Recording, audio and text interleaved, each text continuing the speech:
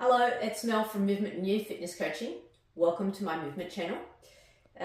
We look at all sorts of things on my movement channel, from fitness and wellness tips to healthy cooking. Today I've got a myofascial foot roller session and lower leg. We've been doing it in classes that I teach, and people just wanted a reference video so they could remember how to do things. Lots of people are often worried about hurting themselves or if they're doing it properly.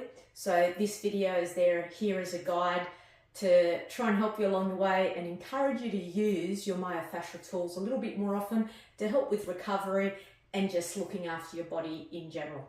They're great tools, but do remember they don't replace stretching and they don't replace doctors and physios. If you do get an ailment, you should go and get it diagnosed.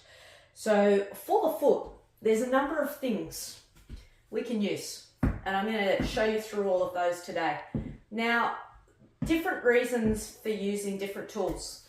The first one is if you've never used myofascial tools before, you want to start softly because it is uncomfortable, but it should never be painful. So do remember that. It should never be painful, but it is uncomfortable. Especially some areas are more uncomfortable than others. The foot is pretty enjoyable and you shouldn't feel any discomfort at all. On a scale out of 1, no discomfort, to a 10 being the highest amount of discomfort, probably going into a pain, you want to sit in that 3 to 4 area when you do myofascial work. You don't want to go higher than that 4. So always ask yourself, what number do I feel? So you can remind yourself that you don't hurt anything, because there's lots of things that you can damage if you do this too hard or the wrong way. There's nerves you can pinch, all sorts of things. So do remember that pain guide. No pain, only discomfort, and not more than about a 4 out of 10. So tennis ball is a good starting point if you're new. It's fairly soft, work your way up. The next firmness I'd go to is either a spiky ball or even just a flat ball like this. But this is a peanut, which is great for the foot, and I'm going to show you why. But you can get the single individual smooth balls. Not quite as firm as the spiky ball, a little more intensive. And then this is made of firm plastics, so it's really quite intensive in some areas of your body. So that's your end game one that you should build up to. All right, let's get started on the foot. Now the foot can be, any of these body parts can be done as often as you want throughout the day. You can do these techniques sitting at your desk at work if you're really suffering, be on a phone call, sitting at your desk giving yourself a nice little foot massage. So how it works with the foot. We start at the heel and just have a look down here. For balance, if you're standing to do this, it's just leaving those toes on the ground or be near a chair or something you can hang on to. And it's round and round circles like so. Now, I'm going to go over to the spiky ball and let you have a look. The amount of pressure is up to you. Now you can see how it's a little easier for me to maneuver that spiky ball because there's more give in it. So once you've done that, each area you want to spend about 60 seconds on. And that's the trick. If you're doing a really sensitive area that's really tight, and you spend about 30 seconds and then go back and do it all again. Really important. Once you've done round that heel, you work your way up. I'm going to turn around so you can see the outside. There's a lot of tendons that cross the ankle and wrap around the edge of the foot. So it's really important to get a good go into that side area, up and down. Now, this is where the gold begins, because the peanut balls are perfect for this. Have a look what you can do with the peanut ball. See how it's getting the side of my foot, and I'll turn around, and at the same time, it's doing underneath. So you're getting more bang for your buck. So if you can handle that firmness, head toward using the peanut ball. Really good value for that side area. And on the heel, like I said, it's a little hard to use that peanut ball to go round and round. And that round and round movement is really important for the loosening up all the fascias that run down and underneath that calcaneal bone major junction. So we want to make sure we get in there as best we can so you can see the difference. So single ball for that heel area. Now as we get up to the ball of the foot, we're still using the peanut ball, and you can see it's still really making a nice effort on the sides, and have a look how it spreads those phalanges out there. Beautifully spreads them. We want to do that because in the foot, there's many tendons and ligaments that support the foot bones. So they look very much like our fingers underneath your skin, and we want to push them apart so they all get a good stretch. And this is where the peanut ball is really good as well. If you have the tennis ball, really push down. See how I just spread my foot right over it, and it's pulled all of those phalanges apart for me. From here, once we're over onto the ball of the foot, right in there, once again, major junction underneath that big toe there. So we really want to push down and get in there. You may be really sensitive in this area. Women who wear heels daily for work or whatever reasons, maybe you even like wearing them. Anyway, you'll have really tight ball of the foot fascia and arches, which we're coming up to. So from there, you can either continue with that tennis ball, or you can go back to the peanut. So you're getting more bang for your buck. And you can change side to side to get right in there, all the way up to the ball and back to the arch, at the rear of the arch there, all the way back and forward. But can you see how I have a fairly high arch, and those of you who do, you want to make sure you're getting right in there. So it can kind of get uncomfortable, and the peanut's a really hard ball. I like to swap back to either spiky ball or tennis ball and make sure I get in there.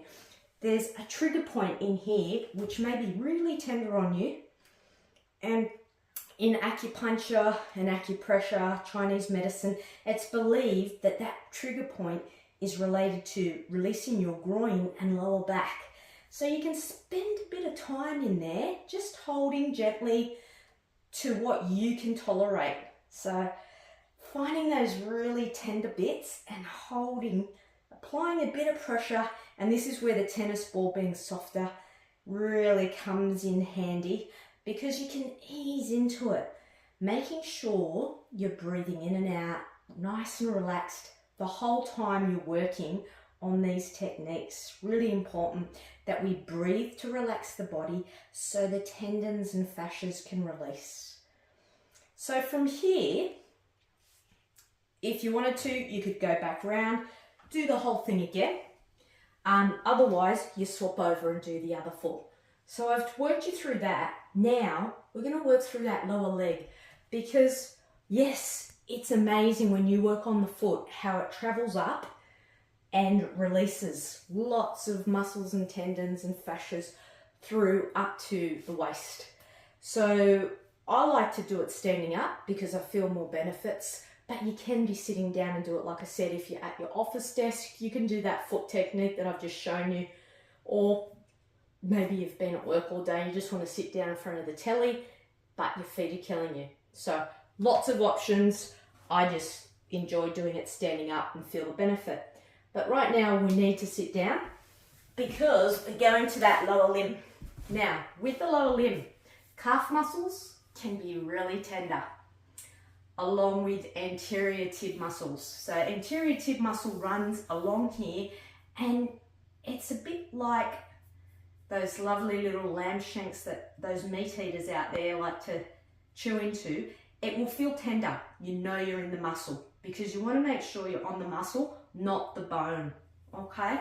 So from here, you can work up and down that area, either using your tennis ball to start with, or you can be a little bit firmer using that spiky ball, but you're just working your way from the top all the way down to that ankle because you want to get the tendon junction as well.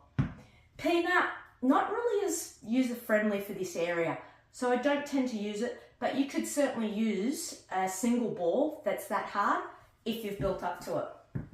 So once you've worked your way up and down, you're done.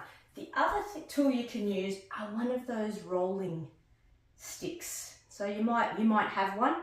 They're rolling and they've got spikes or gridded pattern on them like the ball, and you can just sit there and do that. That's quite useful.